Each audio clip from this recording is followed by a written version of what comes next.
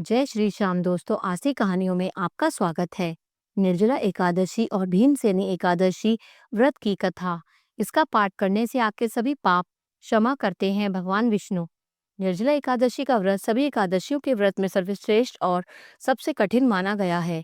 पद्म पुराण में इस व्रत की महिमा के बारे में विस्तार से बताया गया है कि इस व्रत को करने से आपको सभी एकादशियों का व्रत करने के समान फल की प्राप्ति होती है। पांडवों में भीमसेन को इस व्रत के प्रभाव से स्वर्ग लोक की प्राप्ति हुई थी। व्रत रखने वालों को निर्जला एकादशी की कथा का पाठ करने से संपूर्ण फल की प्राप्ति होती है। आइए इसकी कथा सुनते हैं।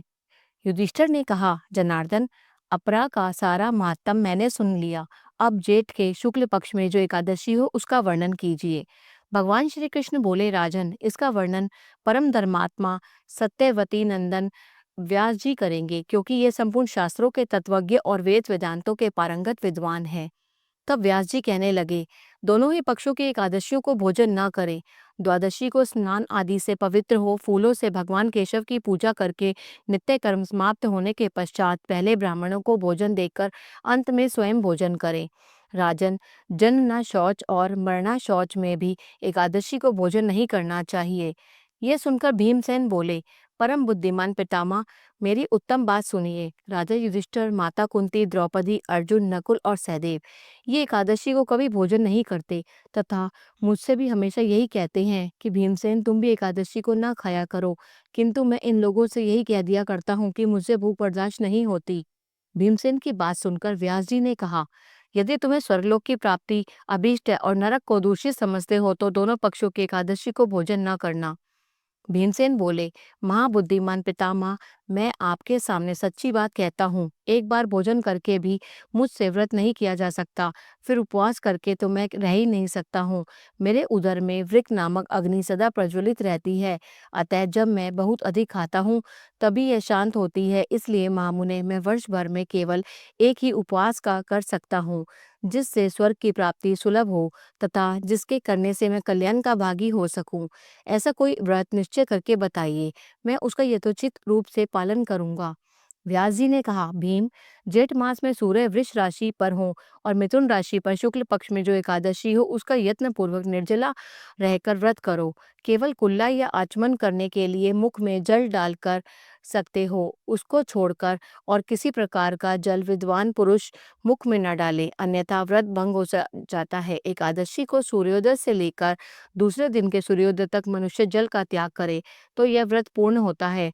तदनंतर द्वादशी को निर्मल प्रभात काल में स्नान करके ब्राह्मणों को विधि पूर्वक जल और स्वर्ण का दान करें। इस प्रकार सब कार्य पूरा करके जितेंद्रिय पुरुष ब्राह्मणों के साथ भोजन करे। वर्ष भर में जितनी एकादशियां होती हैं उन सबका फल निर्जला एकादशी के सेवन से मनुष्य प्राप्त कर लेता है, इसमें तनिक भी संदेह नहीं।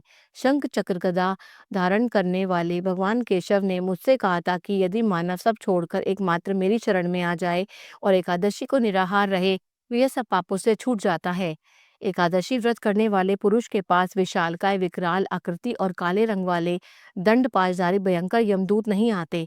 अंतकाल में पीताम्बरधारी, सौम्य स्वभाव वाले, हाथ में सुदर्शन धारण करने वाले और मन के समान वेगशाली विष्णुदूत आकर इस वैष्णव पुरुष को भगवान विष्णु के धाम में ले जाते हैं।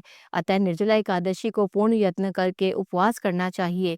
तुम भी सब पापों की शांति के लिए यत्न के साथ उपवास और श्री हरि का पूजन करो।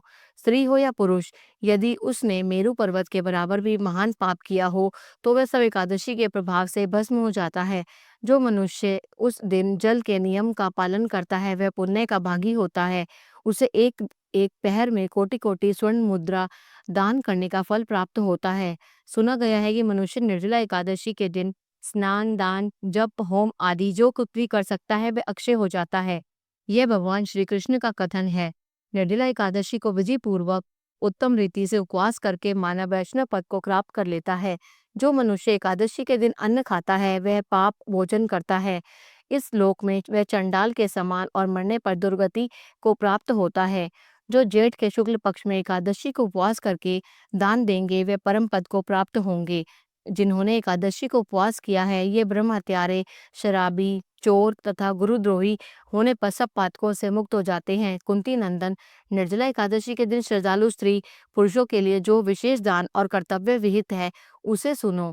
उस दिन जल में शयन करने वाले भगवान विष्णु का पूजन और जलमयी धेनु का दान करना चाहिए, अथवा प्रत्यक्ष धेनु या घृतमयी धेनु का दान उचित है। पर्याप्त दक्षिणा और भांति-भांति के मिष्टानों द्वारा यत्नपूर्वक ब्राह्मणों को संतुष्ट करना चाहिए। ऐसा करने से ब्राह्मण अवश्य संतुष्ट होते हैं और उनके संतुष्ट होने पर श्रीहरि मोक्ष प्रदान करते हैं। जिनमें शम, दम और दान में प्रवृत्त हो श्रीहरि की पूजा और रात्रि में जागरण करते